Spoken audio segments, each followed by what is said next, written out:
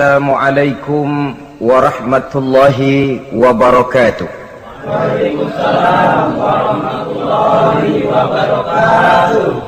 Bismillahi walhamdulillah, wassalatu wassalamu ala sayyidina rasulillah, sayyidina wa maulana Muhammad ibn Abdullah wa ala alihi wa sahbihi wa mawalah. Amma ba'du, subhanaka la ilma lana illa ma 'allamtana innaka antal alimul hakim. La haula wa la quwwata illa billahil aliyyil azim. Saudara-saudara kaum muslimin rahimakumullah, satu-satunya manusia yang dalam Al-Quran sudah mendapat jaminan ampun dari seluruh dosa yang pernah dikerjakan cuma Rasulullah orangnya. Quran yang menjanjikan liyaghfira lakallahu ma taqaddama min dzambika wa ma ta'akhkhar. Wahai Muhammad, dosamu yang dahulu, dosamu yang sekarang, dosamu yang akan datang kalau memang ada, seluruhnya sudah mendapat jaminan ampun dari Allah Subhanahu wa ta'ala. Orang yang nyata-nyata sudah mendapat jaminan ampun dari segala dosa ini, ibadahnya luar biasa. Luar biasa bagaimana? Sejarah menceritakan beliau kalau sholat malam sampai bengkak kakinya karena rajin sujud. Aisyah menceritakan, satu malam selesai sholat isya saya akan tidur. Saya lihat suami saya sedang sholat, maka saya pun tidur. Tengah malam saya terbangun dari tidur, saya lihat suami saya masih sholat juga, saya tidur lagi. Menjelang sepertiga malam yang akhir saya bangun, saya lihat masih sholat juga. Saya hampiri beliau, saya tanya setelah sholatnya usai, "Bang," kata Aisyah, "ada apa yang?" Kata baginda Rasul, sebab beliau itu jangan senyum kalau saya katakan yang di sini. Sebab beliau itu pandai sekali menyenangi hati istrinya. Panggilan kelihatannya sepele, tapi bisa menghidupkan keharmonisan dalam rumah tangga. Beliau apabila memanggil Siti Aisyah dengan kalimat Humaira, "Ya Humaira," wahai yang pipinya kemerah-merahan. Cantik sekali panggilannya untuk istrinya. Kita kadang-kadang terlalu jujur tapi nyakitin. Mentang-mentang bini hitam, kalau manggil bini hitam, sini lo. Jujur tapi nyakiti itu. Hadirin yang saya muliakan, baginda menjawab, "Ada apa ya? Abang ini kan dosanya sudah mendapat jaminan ampun dari Allah." "Iya, lalu gimana?" "Ya kalau ibadah jangan terlalu gitu-gitu benar, kenapa sih? Orang sudah dapat jaminan ampun itu kan mestinya tenang, aman. Ini malah seolah-olah beliau orang yang paling banyak mempunyai dosa. Tidak puas melaksanakan hanya sholat yang wajib ditambah dengan yang sunnah-sunnah. Tidak usah gitu-gitu bener lah bang, sudah dapat jaminan ampun ini." Terhadap usul istrinya ini, apa jawab beliau? Sederhana, tapi melambangkan sikap jiwa yang luhur. Beliau menjawab, "Aisyah, afala uhibbu an akuna abdan syakura."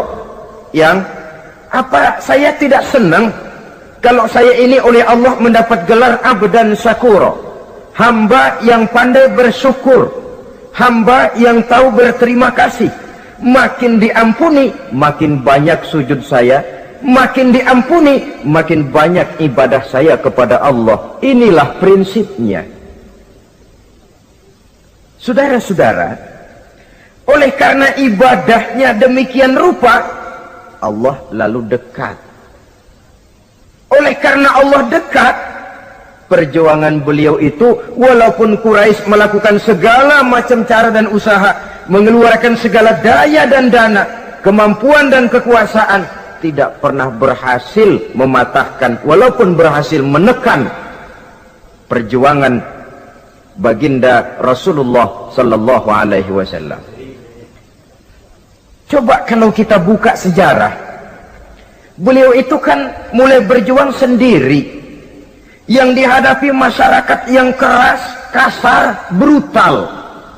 14 abad yang lalu, semenanjung Arabia terkenal sebagai masyarakat yang jahiliyah, di mana maksiat dan munkarat merajalela. Sembahan adalah berhala. Anak perempuan lahir dibunuh hidup-hidup. Itu zaman dulu, zaman sekarang pun tidak jauh bedanya. Malah kalau zaman dulu dikubur hidup-hidup, sekarang sebelum lahir sudah dibunuh. Yang namanya abortus itu. Kadang-kadang aneh, kita mengadakan operasi bersih, dilarang buang sampah sembarangan. Kalau sudah buang sampah saja tidak boleh sembarangan, tahu-tahu zaman sekarang ini bayi dibuang di tempat sampah. Bukan lagi kertas, bukan lagi kardus, bayi dibuang di comberan. Kan lebih sadis sebenarnya dari jahiliyah 14 abad yang lalu. Judi di zaman dulu 14 abad yang lalu merajalela, menyentuh segala lapisan masyarakat. Di zaman sekarang pun judi tidak kurang hebatnya, cuma tentu dengan bahasa yang lain. Apalagi di zaman sekarang orang pandai menghaluskan bahasa, mensamarkan istilah. Judi disebut sumbangan umpamanya, sehingga orang lalu tidak terasa bermain judi, terasanya ikut nyumbang. Itu sekedar istilah yang merangsang orang sebenarnya. Masyarakat yang semacam ini yang dihadapi oleh baginda Rasul. Diangkat jadi Rasul umur 40 tahun lalu mulai berjuang.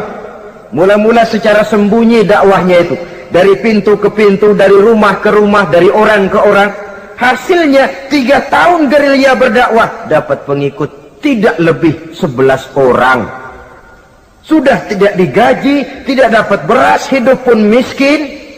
3 tahun dakwah dapat pengikut 11 orang. Ustadz mana zaman sekarang yang masih mau ngajar? Kalau 3 tahun buka pengajian yang ngaji cuma 11, bubar. Kiai mana yang masih mau buka pondok kalau 3 tahun buka pesantren santrinya cuma 11?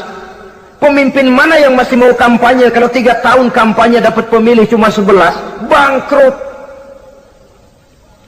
Tapi tidak dengan Rasul. 3 tahun berlalu, turun perintah fasda bima tu'mar. Tidak usah berdakwah secara sembunyi, Muhammad sampaikan saja Islam secara terbuka. Mulailah beliau berdakwah secara terbuka, terang-terangan. Mula-mula Quraisy dikumpulkan dekat Ka'bah. Kumpulah Abu Jahal, Abu Lahab, Abu Sufyan dan gembong-gembong Quraisy. Di sana buat pertama kali secara terbuka baginda Rasul pidato. Tuan-tuan Quraisy, apakah tuan-tuan percaya kepada saya? Percaya. Kenapa? Karena Anda Muhammad sejak kecil belum pernah bohong. Baik. Jikalau memang tuan-tuan percaya kepada saya, maka mulai hari ini saya serukan kepada tuan-tuan, ankizu anfusakum minan nar. Jaga, pelihara, lindungi dan selamatkan diri tuan dari neraka. Tinggalkan segala macam berhala, jauhi Latta, Uzza, Manat dan Hubal. Sembah Allah Tuhan yang Esa, yang lam yalid walam yulad, yang tidak beranak dan tidak diperanakan. Ini dakwah pertama yang beliau sampaikan. Selesai beliau pidato, Abu Lahab interupsi, angkat tangan. Muhammad, ada apa paman? Alihaza jama'tana? Cuma untuk dengar ocehan kayak begini kami dikumpulkan di sini. Tabban laka ya Muhammad. Kalau bahasa kasarnya mau mampus kamu Muhammad. Nabi tidak jawab, Allah yang jawab. Tabbat yada abi lahabi wa tab, ma aghna anhu maluhu wa ma kasab. Bukan Muhammad yang celaka, Abu Lahab lah yang kelak akan menemui kecelakaan. Dakwah terus berlangsung. Ketika dakwah secara terbuka sudah dimulai, hambatan dan tantangan mulai datang. Sejak dari teror mental sampai kepada teror fisik. Dan puncaknya terjadi pada saat beliau berumur 53 tahun, di mana Quraisy mengadakan rapat di satu rumah yang disebut Darul Arqam. Kumpulah di situ dedengkot Quraisy. Siapa lagi kalau bukan Abu Jahal, Abu Lahab? Mereka rapat. rapat pleno lengkap. Setelah rapat dibuka, kata Abu Lahab kepada Abu Jahal, "Jahal, bagaimana ini Muhammad?" "Iya, bagaimana? Apalagi yang belum kita lakukan," kata Abu Jahal. "Kita fitnah sudah, kita caci maki tiap hari, kita lontari kotoran onta, sahabat-sahabatnya kita bantai, tapi mereka tetap tegar." "Iya," kata Abu Jahal, "dan sekarang ini sahabatnya sebagian berangsur-angsur sudah hijrah ke Madinah. Ini pertanda Islam akan berkembang di kota Madinah. Kalau nanti dia berhasil di Madinah lalu menyerbu ke Mekah, alamat habis kita gulung tikar." "Makanya," kata Abu Jahal, "makanya apa? Makanya dari dulu juga saya bilang, kempesin aja itu." Jadi kalau bahasa okemnya kan begitu toh. "Bunuh saja Muhammad, bunuh." "Iya, soal bunuh sih gampang," kata Abu Lahab. "Tapi Muhammad kan tidak keluar dari batu. Dia punya keluarga, sanak famili dan handai tolan. Kalau keluarganya menuntut balas, bagaimana ini?" "Gampang. Kita kan banyak punya suku. Tiap-tiap suku kan punya juara, tukang-tukang pukul. Sewa saja, tiap suku ambil tukang pukulnya, kita kepung rumah Muhammad, bunuh sama-sama. Kalau keluarganya akan menuntut balas, dia akan berhadapan dengan seluruh suku yang ada di semenanjung Arabia ini. Bagaimana, setuju?" "Setuju." "Nah, sudah. Kapan kita bunuh Muhammad?" "Kapan lagi, tidak usah buang waktu. Besok malam." "Ya, besok malam kita bunuh Muhammad. Tapi awas, semua yang ikut rapat di sini, ingat baik-baik, ini rahasia negara. Besok malam kita akan membunuh Muhammad. Siapa yang berani membocorkan rahasia negara ini, supersip, dianggap menghambat program Quraisy.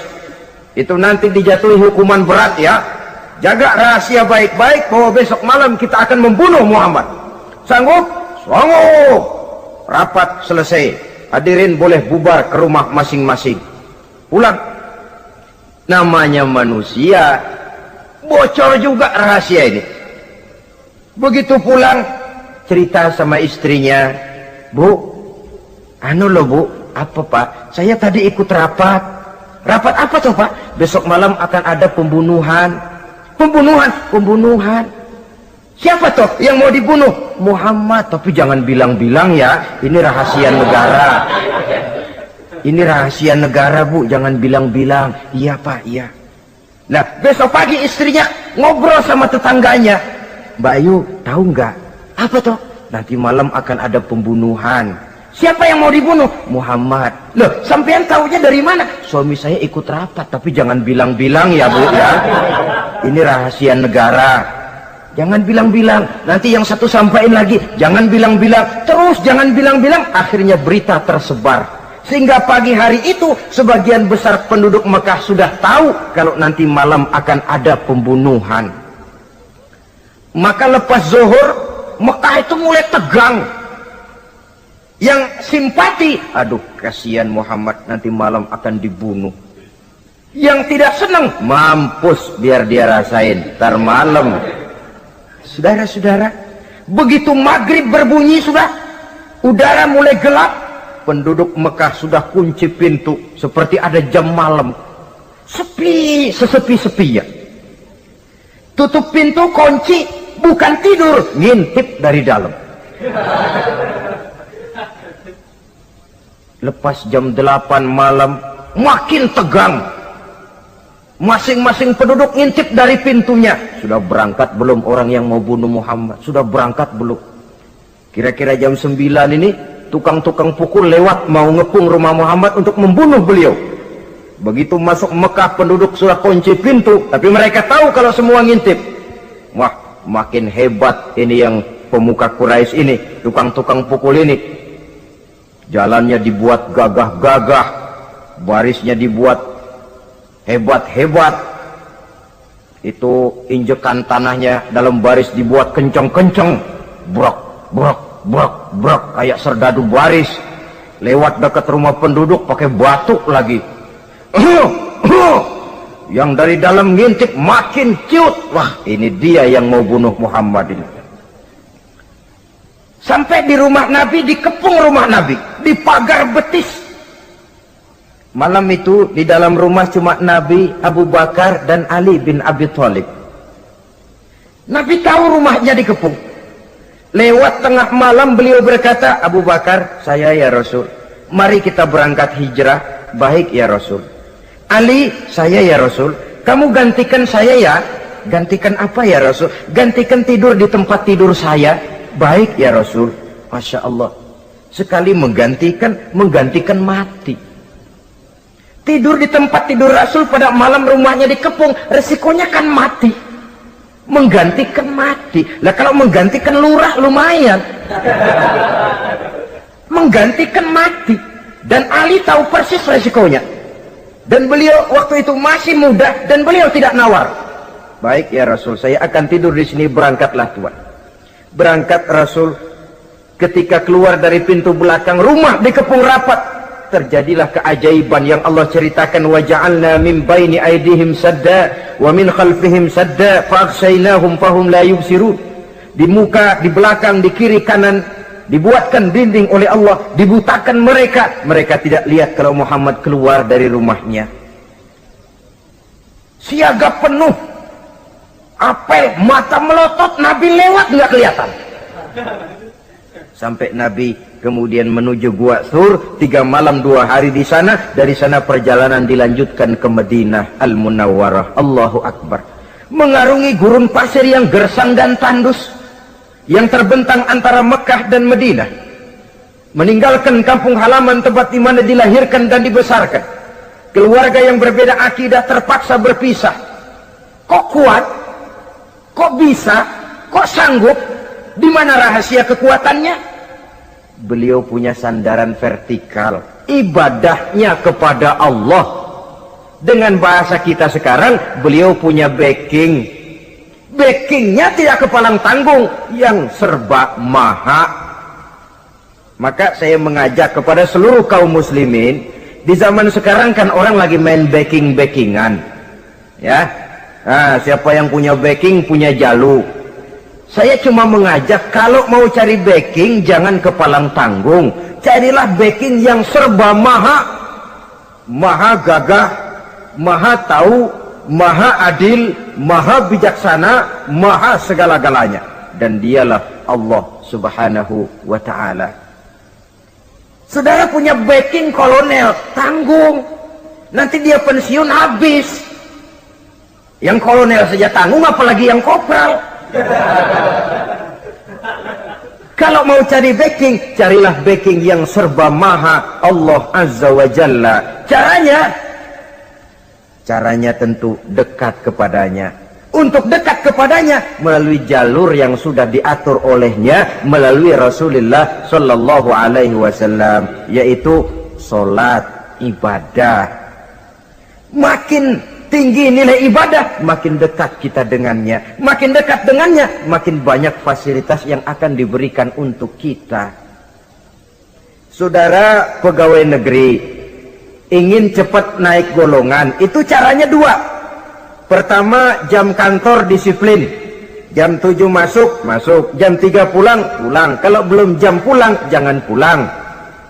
Yang kedua, tambahan, di luar jam kantor, sering-sering datang ke rumah kepala bagian. Apa malam minggu, apa hari minggu, apa bawa jeruk, apa pisang Ambon, kan begitu toh. Ini nanti kan kepala bagian kan nilai, karyawan saya yang satu ini jam kantornya disiplin, tambahan dia sering datang hari minggu di luar jam kantor bawa jeruk lagi. Ini mestinya belum naik, lah gua naikin dulu ke atas. Naik, saudara-saudara. Yang saya maksud apa? Itu zuhur, asar, maghrib, isya, subuh, jam kerja resmi itu, jam kantor. Lah, ada kunjungan di luar jam kantor, yang namanya tahajud, yang namanya hajat, yang namanya duha. Nanti kan Allah lihat, ini hambaku yang satu ini jam kantornya betul, zuhur, asar, maghrib, isya, subuhnya tepat. Tambahan di luar jam kantor, dia sering menghadap kepadaku. Nah, hambaku ini aku angkat kau maqamam mahmudah, ke satu tempat yang terpuji. Kalau Allah yang ngangkat, satu negara orang mau rendahkan kita, kita akan tetap tinggi. Kalau Allah mau rendahkan, satu negara mau angkat kita, kalau memang dasar mesti nyungsap ke bawah. Inilah perlunya sandaran vertikal. Inilah perlunya kita mempunyai backing hanya kepada Allah. Pada waktunya orang akan sampai ke titik jenuh. Dalam kesunyian orang sering mempertanyakan eksistensi diri, mulai mempertanyakan hakikat keberadaannya di tengah kesibukan bisnisnya, di tengah kesibukan kerja dari rapat ke rapat, dari kantor ke kantor, dari tender ke tender. Orang akan sampai kepada titik jenuh. Dikala itu dia memerlukan ketenangan, dikala itu dia memerlukan kedamaian, dikala itu dia mencari eksistensi diri. Sebenarnya hidup ini mau apa sih? Cuma sekedar menjalani hal-hal yang rutin saja, pergi pagi pulang sore, peras keringat banting tulang, atau ada tujuan yang lebih luhur daripada sekedar ini? Dikala itulah dia mulai mencari jalur untuk mendekatkan diri kepada Sang Pencipta. Dan tidak bisa ingin dekat dengan Allah, saudara, pakai aturan sendiri.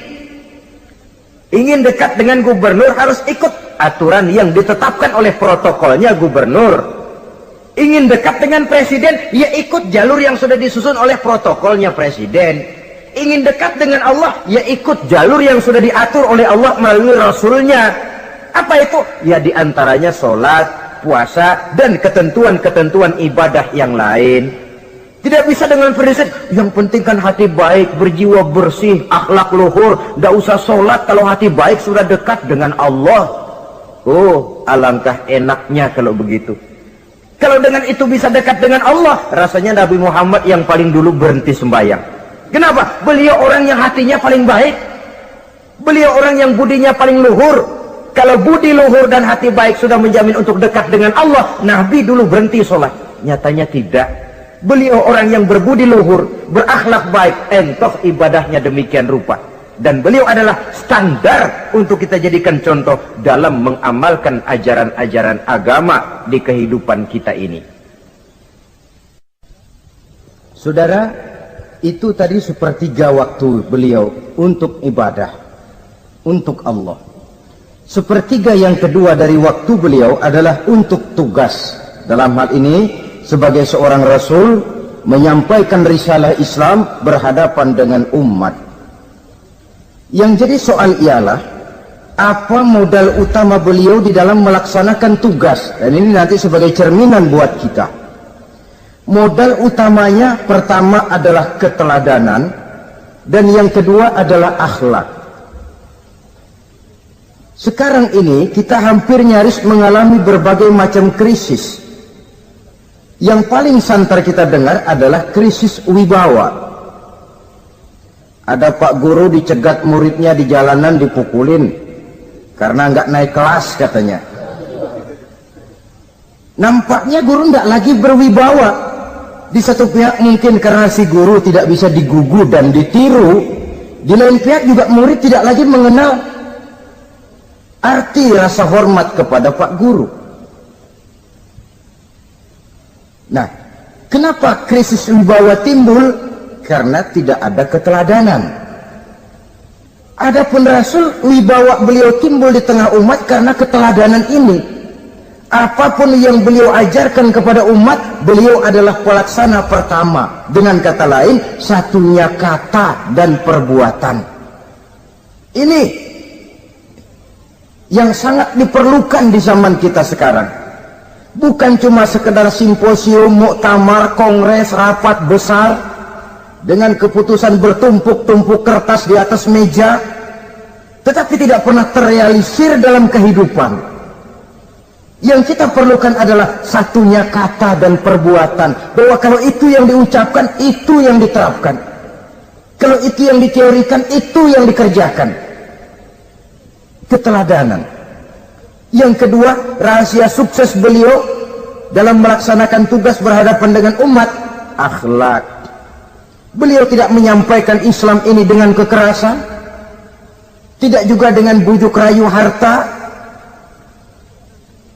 tidak pula dengan menakut-nakuti orang. Belum pernah kita baca dalam sejarah beliau teriak-teriak, awas yang tidak masuk Islam dipecat jadi orang Arab. Tidak. Atau dengan bujuk rayu, ayo siapa masuk Islam super mie 2 bungkus? Tidak. Sebab kebenaran tidak bisa dipupuk dengan materi. Kebenaran adalah soal keyakinan, dan keyakinan adalah soal batin. Orang yang beragama karena tertarik kepada super mie, orang yang beragama karena tertarik kepada pakaian, kepada obat-obatan, nilai imannya dipupuk dengan materi. Dan usaha seperti itu sama saja dengan menegakkan benang basah. Dia percaya kepada sesuatu yang dia tidak mengerti. Dia yakin kepada sesuatu yang dia tidak tahu apa bentuk yang dia yakini itu. Alangkah malang dan kasihannya orang yang beragama seperti ini. Tidak demikian dengan Rasul. Islam ini adalah satu keyakinan. Keyakinan terhadap kebenaran hanya bisa ditegakkan dalam nurani manusia yang paling mendasar. Karena itu dia tidak bisa dipaksakan. Dan itu pula sebabnya Quran punya prinsip la ikraha fid din. Tidak ada paksaan dalam beragama. Mau Islam silahkan, tidak mau Islam silahkan. Allah tidak memaksa. Tapi ayat ini jangan disalah pakai. Tidak pernah sholat, ditanya orang, kamu kan Islam kok enggak sholat? La ikraha fid din dong. Salah pakai. Yang tidak ada paksaan dalam beragama itu untuk orang di luar Islam. Kepada tuan-tuan di luar Islam, la ikraha fid din, tidak ada paksaan masuk Islam. Tapi kalau sudah masuk ke dalam Islam, maka berlaku peraturan Islam. Contohnya begini saja, tidak ada paksaan masuk ke rumah saya. Itu toh. Mau masuk silahkan, tidak mau masuk tidak ada urusan. Tapi sekali saudara masuk ke rumah saya, saudara harus ikut tata tertib yang ada di dalam rumah saya. Kira-kira beragama itu begitu. Tidak ada paksaan masuk Islam. Tapi sekali saudara masuk Islam, maka berlaku peraturan Islam untuk kehidupan saudara. Jadi la ikraha fid din ini buat orang di luar garis.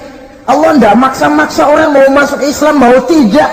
Silahkan saja. Tapi ketika orang mendapat hidayah masuk ke dalam Islam, peraturan Islam berlaku dalam kehidupannya.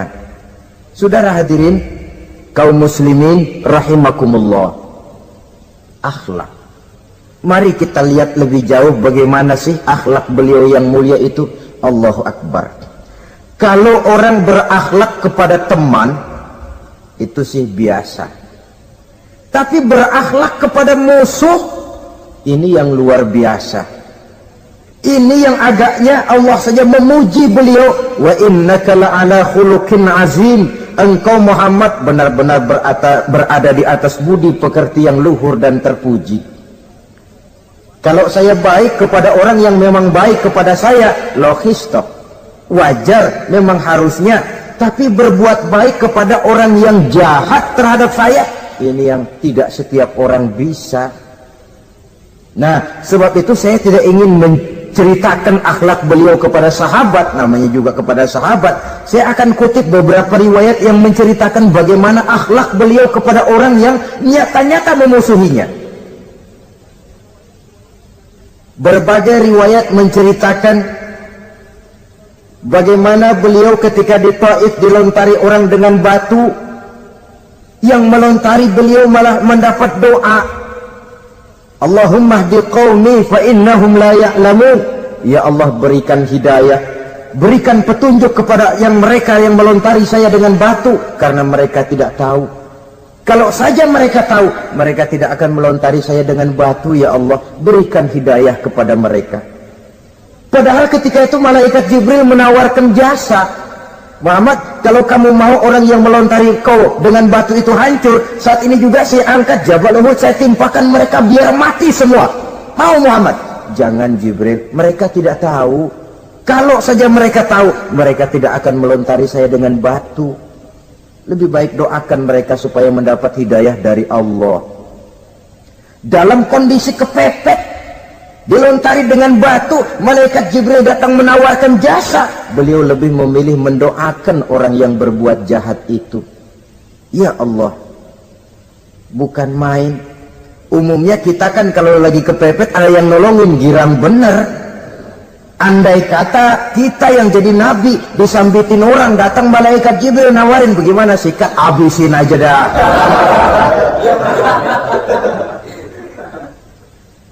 Ini akhlak kepada musuh.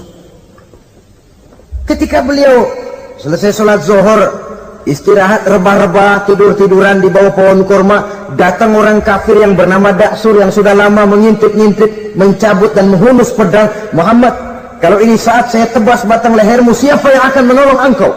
Tidak ada. Yang akan menolong saya Daksur? Iya, Allah yang akan menolong saya. Mendengar Allah, Daksur gemetar, keringat dingin bercucuran, pedang jatuh ke bawah, diambil oleh Rasul pedangnya, dibalikkan ke leher Daksur. Kalau sekarang saya yang tebas batang lehermu Daksur, siapa yang akan menolong kamu? Tidak ada ya Rasul, kecuali kalau kau mau memaafkan saya. Baik, ambillah kembali pedangmu, kau saya maafkan, dan jangan ulangi lagi perbuatan semacam ini. Lain saat beliau sedang tawaf, diikuti oleh seorang Quraisy kafir. Sambil tawaf, ini kafir Quraisy sudah bawa pisau. Dia pikir, nanti di satu sudut yang agak gelap saya tikam Muhammad dari belakang, saya bunuh dia. Jadi kafir ini pura-pura ikut tawaf. Jahatnya orang kafir itu kan begitu, tawaf ya ikut pura-pura tawaf, ada kesempatan sikat dari belakang. Putaran pertama belum ada kesempatan, putaran kedua makin tegang. Pokoknya begitu tempat agak gelap, cabut pisau, hantam saja sudah Muhammad, biar mati sekali di sini. Dan Nabi tahu, oh ini asisten pribadi malaikat Jibril, masih tahu toh. Jadi malaikat Jibril memberitahu, awas Muhammad, itu di belakangmu orang cuma pura-pura tawaf, dia bawa pisau mau bunuh kamu, hati-hati Muhammad, Roger ganti gitu.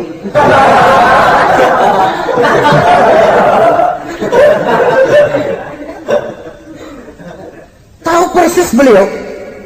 Sampai di satu sudut yang gelap, si kafir ini mencabut pisau. Nabi nengok ke belakang, menoleh Nabi. Begitu menoleh, Quraisy ini kan ketangkep basah, bahasa Arabnya yumsak mablul katanya, ketangkep basah, grogi, salah tingkah, garuk nggak gatel, kasihan melihatnya sudah. Ya namanya orang ketangkep basah itu, mau alasan apa? Nggak beralasan ya, harus merasa harus membela diri, gemetar nggak karu-karuan. Kata Nabi senyum. Mau apa, Mas? Ano Rasul, ini ano apa? Ano. Sudah, saya kan tahu kamu mau bunuh saya toh. Sudah, saya sudah tahu kok. Kamu jangan pura-pura. Kamu kan mau bunuh saya kan? Terus terang saja. Iya Rasul, iya. Sekarang gimana? Enggak berani Rasul, minta maaf saja. Ya kalau sudah kamu minta maaf begitu, sudah kamu pulang sana, jangan diulangi lagi ya. Begitu mudah beliau memaafkan orang yang nyata-nyata mau menghabisi nyawanya, sepanjang itu belum terwujud, sepanjang itu belum terbentuk dalam artian real. Sangat mudah beliau memaafkan orang. Saudara hadirin kaum muslimin rahimakumullah, pemaaf, lapang dada, toleransi, menghargai pendapat para sahabatnya, ini sederetan dari akhlak yang terpuji. Sehingga karena keluhuran akhlak inilah yang menyebabkan orang tertarik masuk ke dalam Islam. Beliau berprinsip apa? Basiru wala tunaffiru, yasiru wala tu'asiru. Gembirakan orang, jangan ditakut-takuti. Mudahkan persoalan orang, jangan dibikin sulit. Ini kan satu prinsip yang sangat baik dalam melaksanakan dakwah, dalam menyampaikan misi.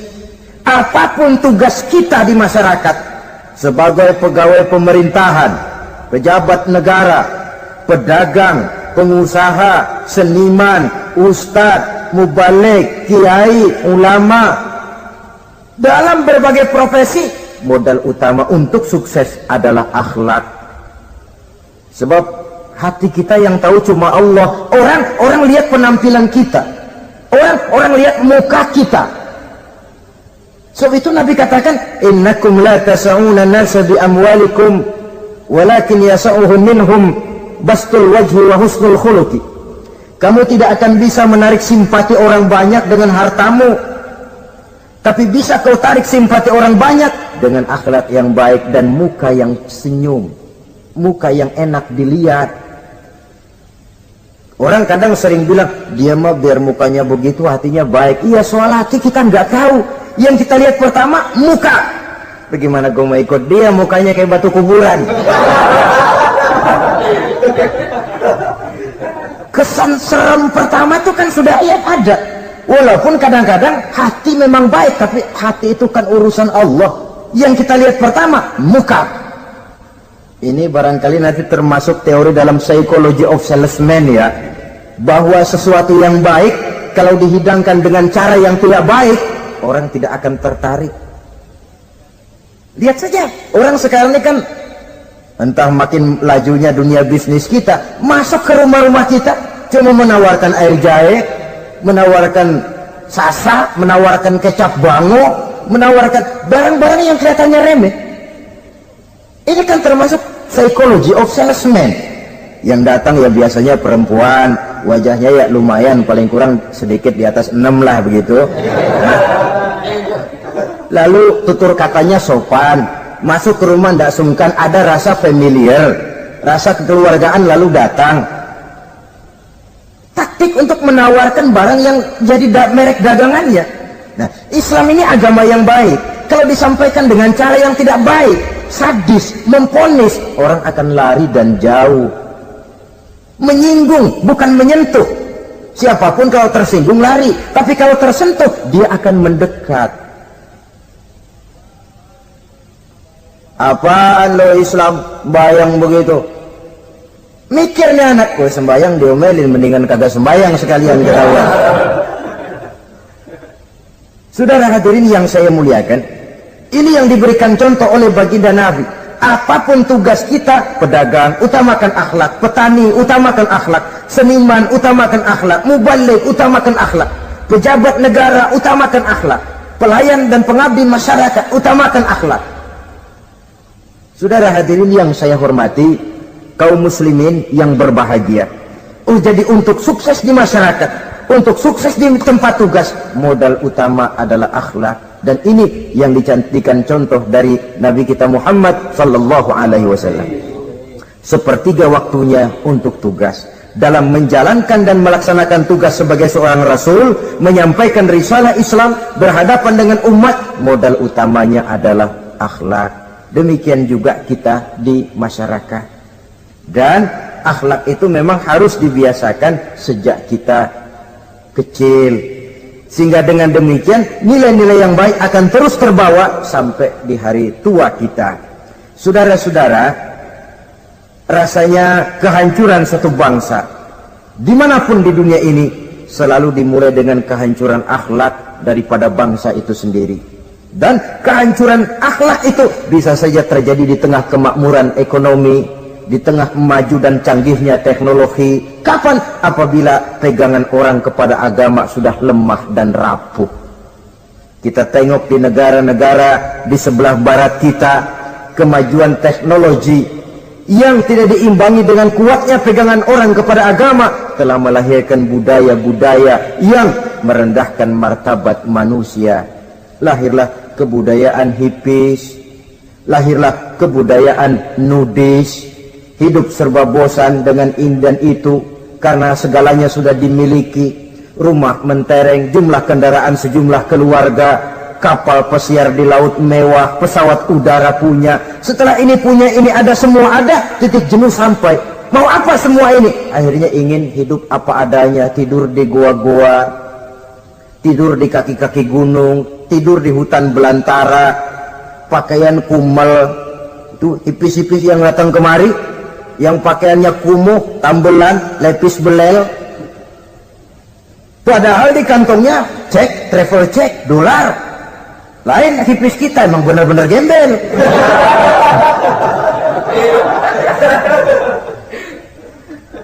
Merasa jenuh, merasa bosan. Bahkan sebuah berita dari Jerman, orang terlalu kaya, pulau dibeli. Di pulau itu dia bikin satu klub yang bernama klub nudis. Setiap anggotanya boleh masuk ke pulau itu dengan catatan tidak boleh pakai pakaian selembar pun, alias bugil, telanjang bulat. Sudah telanjang bulat itu. Dan di sana berlakulah apa yang disebut serba boleh. Jadi kalau di sana ke sana saudara bawa istri masuk anggota, ya silahkan saja. Istilah tukar pakai, simpan pinjam, bisa-bisa saja, asal suka sama suka. Asal perbuatan yang dianggap tidak merugikan orang lain, suka sama suka, sudah tidak bisa dituntut oleh norma yang berlaku. Ya.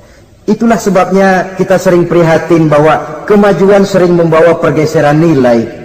Apabila kita tidak bisa menghindarkan diri dari proses pergeseran nilai, setidaknya kan kita bisa menjaga diri jangan sampai hanyut oleh nilai-nilai yang negatif.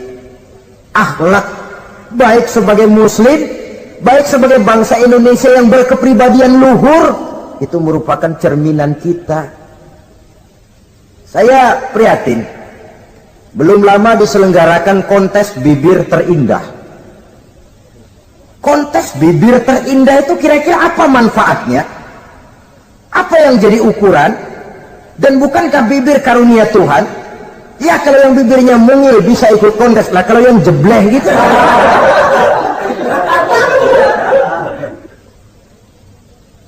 Kontes bibir terindah masih hangat dibicarakan orang. Sudah muncul lagi kontes betis terindah. Nah kalau sudah bicara soal betis ini, kan yang terbayang oleh kita kira-kira ukurannya apa? Yang diukur itu apanya ya? Ya tentu betisnya itu. Nah paling celaka kalau betis-betis yang ikut itu nanti jadi milik panitia semua kan. Yang tidak usah kita mengukur dengan kacamata agama, dengan budaya kita sebagai bangsa Indonesia yang berfalsafahkan Pancasila, rasanya mendengarnya saja kok sudah tidak sah gitu loh. Tidak pas untuk ukuran kita sebagai bangsa yang berfalsafahkan Pancasila. Saudara-saudara kaum muslimin rahimakumullah, ini yang saya maksud tadi, proses pergeseran nilai. Andai kata kita tidak bisa menghindarkan diri dari hal yang semacam itu, setidaknya kita bisa menjaga diri jangan sampai hanyut ditelan proses pergeseran nilai. Dan memelihara nilai-nilai akhlak ini dari hari ke hari memang tidak semakin ringan, bahkan akan semakin berat, karena tantangan yang kita hadapi juga akan semakin berat. Inilah sepertiga yang kedua dari waktu beliau untuk melaksanakan tugas. Jadi modal utama dalam melaksanakan tugas akhlak. Di antara nilai akhlak itu prinsip Nabi tadi, gembirakan orang, jangan ditakut-takuti, mudahkan urusan orang, jangan dibikin sulit. Sehingga kalau yang memang mudah lalu dipersulit, itu sudah mencerminkan akhlak yang tidak diajarkan oleh Rasulullah sallallahu alaihi wasallam. Kemudian yang terakhir, sepertiga yang ketiga dari waktu beliau adalah untuk keluarga. Jadi tadi ada waktu untuk Allah, ibadah, ada waktu untuk tugas, dan yang ketiga ada waktu untuk keluarga. Bagaimana Rasul di tengah keluarganya? Anas bin Malik bercerita, saya 11 tahun membantu di rumah tangga Rasul. 11 tahun itu kan artinya 11 kali 360 hari kali 24 jam. Bukan waktu yang sebentar itu. Selama 11 tahun saya membantu di rumah tangga Rasul, kata Anas, belum pernah saya dengar kata-kata kasar, keras, membentak. 11 tahun saya membantu di rumah tangga beliau, belum pernah saya lihat ada piring terbang, ada bakyak melayang. Artinya apa? Cerminan dari ketentraman, keayeman, kedamaian rumah tangga beliau. Padahal rumah tangganya kecil, istrinya lebih dari satu, tapi aman, tentram, rukun. Kita kadang-kadang istri satu seminggu 7 hari, perang 6 hari. Cuma 1 hari gencatan senjata. Sudah hadirin, saudara kaum muslimin rahimakumullah, kalau beliau tidak menyenangi satu masakan, misalnya masakan istrinya, tidak mencak-mencak, cuma kelihatan dari makannya barangkali tidak begitu banyak, tapi tidak pernah mencela apapun yang dimasak istrinya. Senang ya dimakan, tidak senang ya dimakan karena menghargai lelah jerih payahnya istri. Ini kelihatannya sepele, tapi dari sini keharmonisan rumah tangga itu bisa saja timbul. Bukankah seseorang hanya bisa sukses di tempat tugas? Jadi apapun dia, kalau berangkat dari ketentraman dan ketenangan di rumah tangga. Dan tidak ada orang bisa meraih sukses kalau dia berangkat dari rumah tangga yang berantakan. Itulah sebabnya ini sangat diperhatikan oleh baginda Rasul. Dari rumah yang kecil, dari tempat tidur yang sederhana, yang sebelah itu kain kasar, sebelah dipakai untuk tidur, sebelah dipakai untuk selimut. Jadi kasur merangkap selimut. Allahu Akbar. Tapi dari rumah tangga yang semacam itu keluar ucapan baiti jannati, rumah tanggaku laksana surga bagiku. Di mana sih rahasianya? Karena rumah tangga beliau didirikan di atas ajaran agama. Agama membuat suami istri tahu hak dan tahu kewajiban. Kalau kewajiban dilaksanakan, hak diberikan, akan timbul saling pengertian. Apabila ada pengertian, akan timbul ketenangan, dan ketenangan adalah tangga utama untuk mencapai rumah tangga bahagia. Apalah artinya? Seperti banyak istilah orang, rumah bertingkat, uang banyak berlipat-lipat, kendaraan serba mengkilat, istri pun cantik memikat, kadang-kadang jumlahnya 4, tapi tiap hari kiamat. Tidak pernah ada ketenangan dan kedamaian di rumah itu. Saudara hadirin, lebih celaka lagi sudah rumah gubuk berantem melulu. Sudah kiamat itu, sudah kiamat. Jadi dengan adanya pelaksanaan kewajiban, pemberian hak, timbul pengertian. Pengertian membawa ketenangan. Suami keluar rumah, istri tenang di rumah. Suami meninggalkan istri pun hatinya tenang dan tentram, tidak was-was, tidak berpikiran nanti kalau saya lembur ini istri ngompreng, tidak. Si istri pun lega melepas suami karena ada keterbukaan. Ini kan menurut angket terakhir loh ya, yang diadakan oleh beberapa majalah di ibu kota ini, di ibu kota katanya, dari sejumlah laki-laki yang disebarkan angket, ternyata jika ada 3 laki-laki, 2 nyeleweng. Jadi angka penyelewengan itu 2/3 dari jumlah laki-laki itu menyeleweng katanya. Ya mudah-mudahan yang kumpul di sini termasuk 1/3 yang nggak nyeleweng itulah. Dan tidak semua bentuk penyelewengan itu karena alasan ekonomi, bukan pula karena alasan ketidaksetiaan istri, tapi merupakan cerminan dari sikap hidup di mana orang jauh dari nilai-nilai agama, sehingga penyelewengan itu dianggap sesuatu yang manusiawi, biasa-biasa saja, bahkan kadang-kadang ikut membentuk status sosial, melahirkan kebanggaan. Innalillahi. Orang kalau sudah bangga nyeleweng bangga, nah, itu kiamat sudah. Sama saja, bikin dosa ketawa, waduh, itu malaikat gemes benar. Udah bikin dosa cengengesan, cengir, udah ada rasa nyesel, udah ada rasa takut, udah ada rasa bersalah, biasa gitu. Saudara hadirin yang saya muliakan, ini kan cerminan dari rapuhnya pegangan orang kepada agama. Jadi untuk membina rumah tangga yang bahagia ini, 1/3 dari waktu untuk di tengah keluarga menghidupkan nilai-nilai agama di rumah tangga kita. Oleh karenanya, pada bagian akhir dari pertemuan yang singkat ini, saudara-saudara, saya mengajak, marilah pandai-pandai membagi dan mengatur waktu. Ada waktu untuk Allah, ada waktu untuk tugas, ada waktu untuk keluarga. Syukur kalau ada keseimbangan. Tapi kalau tidak, istilah usul fikih itu tatimul aham minal muhim, mendahulukan yang terpenting dari yang penting. Kalau ada 3 persoalan semuanya penting, tentu di antara 3 ini kan ada yang lebih penting, yang itulah yang dikerjakan lebih dulu. Dan ini tidak berarti bahwa penjatahan waktunya harus sama. Untuk ibadah dalam sehari semalam sekian jam, untuk tugas sekian jam, untuk keluarga sekian jam. Tidak bisa kita targetkan begitu. Dan yang dimaksud di sini pun adanya pengaturan. Pengaturan tidak berarti bahwa harus sama waktunya, tidak. Kita melihat kepentingannya. Saudara hadirin, sama saja di zaman sekarang, kalau dengan pembangunan kita ingin menciptakan pemerataan di kalangan rakyat, itu tidak berarti bahwa rakyat Indonesia ini standar ekonomi harus sama semua, seperti yang dicita-citakan komunis. Tidak bisa. Menciptakan pemerataan artinya, kalau yang kaya bisa semakin kaya, kenapa yang miskin tidak bisa naik jadi sedikit kaya? Dan artinya menciptakan kesempatan kepada setiap penduduk Indonesia untuk merubah tahap dan taraf kehidupannya. Demikian juga adanya pengaturan waktu. Bukan berarti untuk Allah sekian jam, keluarga sekian jam, tugas sekian jam. Sebab jam-jam ini sulit kita jatahkan. Kadang-kadang tugas, kadang-kadang keluarga, kadang-kadang ibadah kita sedang gandrung. Yang penting ada keseimbangan dalam cara kita mengatur waktu itu. Nah, saudara-saudara, demikianlah pertemuan dan pembicaraan kita kali ini. Terima kasih atas segala perhatian. Mohon maaf atas segala kekurangan. Usikum wa nafsi bitaqwallah. Wassalamualaikum warahmatullahi wabarakatuh. Waalaikumsalam.